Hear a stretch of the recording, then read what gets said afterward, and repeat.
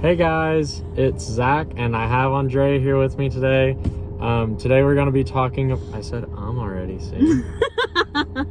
Today we're going to be talking about our backgrounds in finance and our parents' backgrounds and kind of how we grew up and what we grew up doing. Can you ask me a question like that?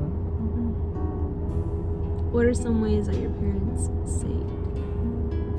Well, my parents, they got married pretty young, like around 20. What my mom has told me is that one of their biggest financial mistakes was that they got involved in a timeshare with resorts and whatever. So that, like, straight after being married put them in like $6,000 of debt or somewhere around there.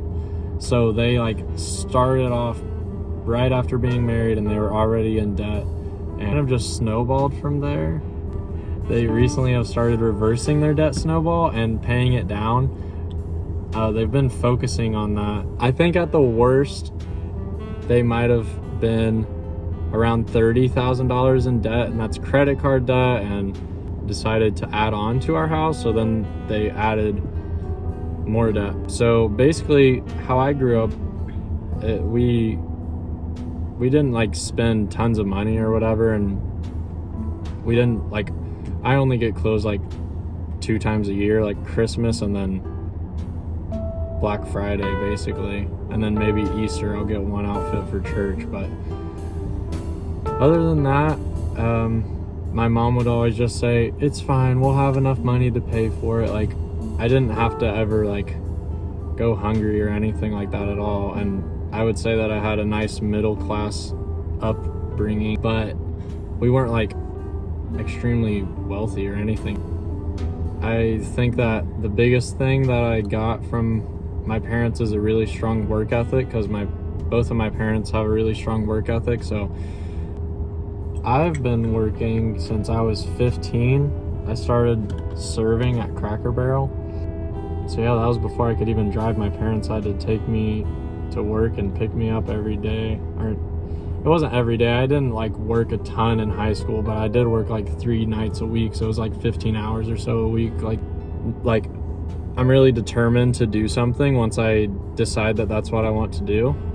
And they've also been extremely supportive and helping, especially in the beginning of the business. Like, I know that I only had a white minivan to start, but I don't think I could have even bought anything. I probably couldn't have even gotten a small car for myself starting out. So like just random stuff like that helped a lot. And then whenever I bought my first truck, once the minivan literally caught on fire, I paid like 1,000 of it, and then my parents paid like 2,000 of it. So anyway, they've helped along the way for sure, and they've been really encouraging too. Okay, so a little background on me before I dive into the whole money thing is both of my parents were born and raised in Mexico. So I was actually born here, but they came over here like basically almost as soon as they got married. And once we were here, neither one of them went to college, and so my dad just right away started working like in a factory, and then my mom was like a stay-at-home mom for a little while, since I was just born and stuff. So it was mostly just my dad's income, and it wasn't a lot. And so we actually lived like in a mobile home for like quite a bit of time, like I would say like probably half of my life. And they would only have like one car. I mean, he always like made enough to supply for us. Like I never went hungry. I never like, didn't have clothes to wear and stuff like that. But it was definitely like cutting it close. Like we weren't able to just buy stuff because we wanted to and get the stuff that we wanted all the time.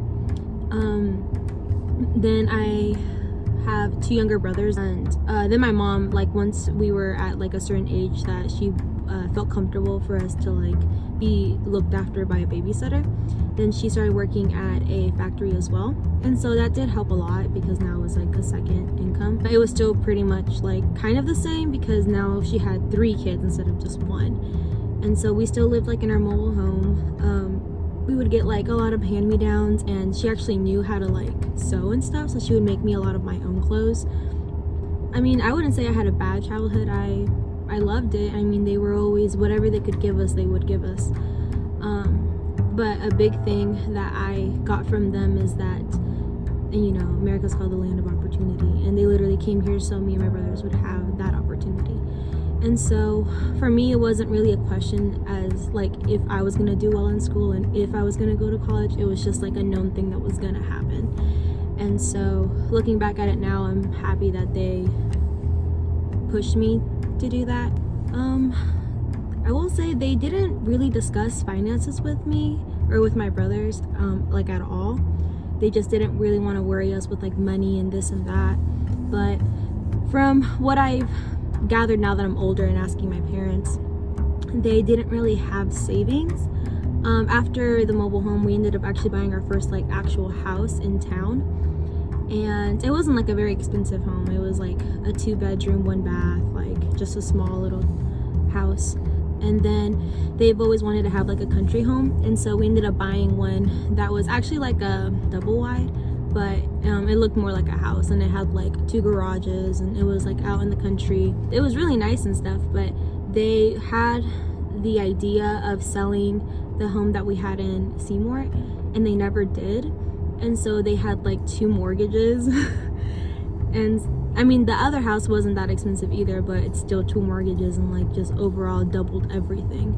They didn't really have any car payments because my dad's truck was paid off, and then my mom, after a while, obviously her truck was paid off, so that did help. But they never wanted us to worry about money, like I said before. And so I actually didn't get my first job until I was 18, because my dad actually bought me my first car. He's a mechanic, and so he's like in a position to where he could buy me the car. I mean, it wasn't anything new and anything like that. It wasn't until now that I'm older and trying to like pay for my own stuff. Like I actually just got like my first full-time job. Like I know I'm a little late to the whole game, but just seeing them and their choices and like where that's led them now financially, it's encouraged me to not take the same route and like actually save and actually have good credit. I feel like for most of my life I've had this vision of being rich and like having just tons of money to do whatever. I never really thought about what I actually valued, and it wasn't until like we started getting really serious that I was like, what do I value? And it's like I don't value having nice stuff. Like it doesn't bring me joy, because I would say that my truck that I got earlier this year, like whenever I got it, it was like really nice compared to my last truck, because my last truck was just an old 2000 Ford F-150 that was $3,000 and then my new truck is like $13,000, and it's a lot nicer than my old truck. But like it didn't even make me happy when I bought it. I literally just bought it because I needed a new one, because my old truck was falling apart and it was terrible. So, but I was like, well, if I get a new truck, I'll just get a nice one, and then I just won't need to get one for a while. And it didn't bring me any joy at all whenever I got that. And I feel like that's going to be a thing throughout my whole life, where like material stuff just isn't going to make me like super happy. So what we try to do a lot is make a list of what our values are and try to understand what actually makes us happy, so that we can actually go for that. Values, it's not wrong if you value a nice car and that genuinely makes you happy, or if you value nice clothes, or if you value eating really good food, or whatever you value, it's fine to value that. But something that isn't ever good is spending your money just because you feel like you have to spend your money. I would always just spend my money. Like I would literally eat, like the earliest memories I have is me going around my house and trying to collect quarters so that I can go and buy those dollar little packs of Oreos at the store right whenever I had $1.07, I would even get 7 pennies too to literally go and buy Oreos. Like, I would not save anything. I would literally get my $1.07 and I would go get the Oreos.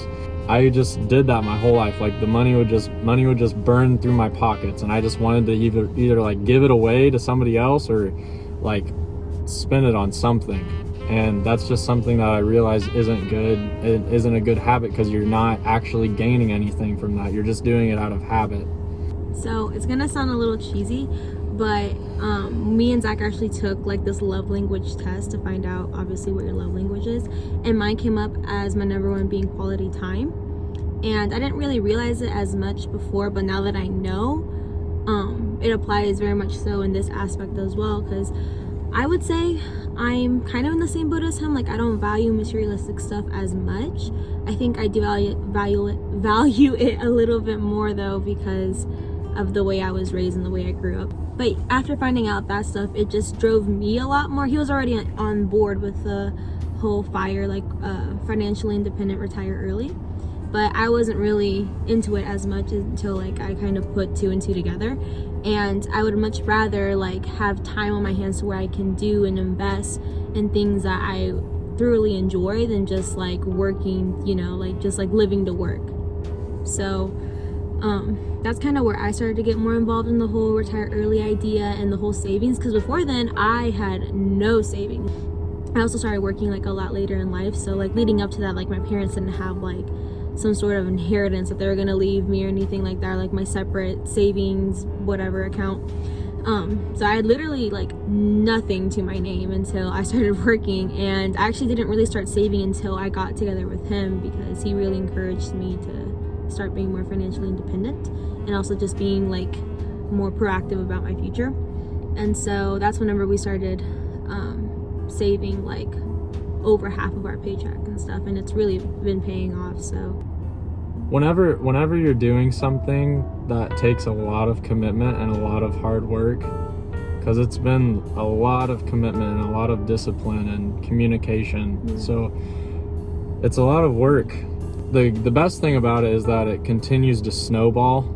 So you start off, the smaller that you start off, the slower it snowballs, but then it goes faster and faster and faster. And it was probably a month and a half ago that we actually started seeing the snowballing happening. Like whenever your dividends are reinvesting, and it's just like more and more every single month, it's like, it's so cool. You have to have this goal, and you have to believe in the goal, and you have to actually truly want that goal.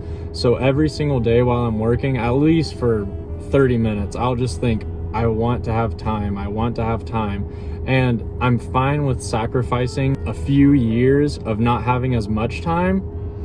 It's not like I'm not working the 60 hours every week or whatever anymore. I'm just trying to stay around 40 to 45 or so. And then she's working like 35 or so hours. So it's not like we are saving a ton of what we're trading in that and this commitment for a few years in order to basically not ever work again for our expenses.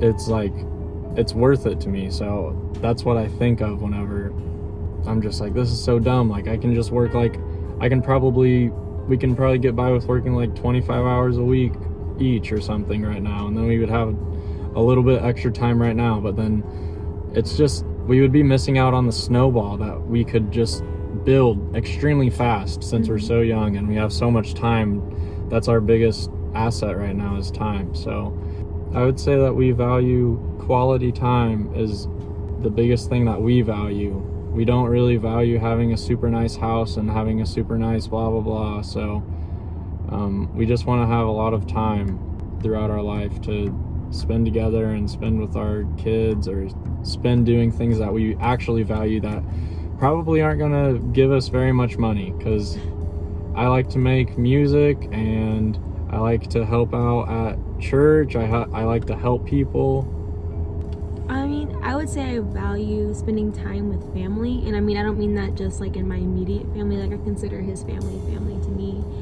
like he said, I also help out a lot at our church in both English and Spanish, so that's something that I prioritize. And just overall friendships, like, you know, doing whatever, hanging out, whatever, like thoroughly like investing in somebody and getting to know somebody. Cool.